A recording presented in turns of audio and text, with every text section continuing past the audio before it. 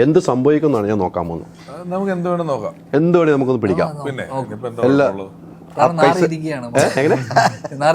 Premier കാറുമായിട്ട് ഇങ്ങനെ ഇരിക്കുകയാണ്.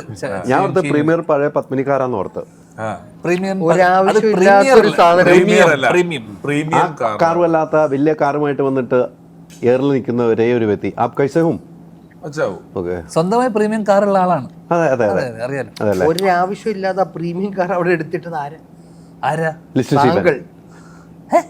ആ ചോദ്യം നമ്മുടെ അടുത്തല്ല. ഓ സോറി, നമ്മള് ഒരാളുടെ ആ ശബ്ദം ഞാൻ ശ്രദ്ധിച്ചില്ല.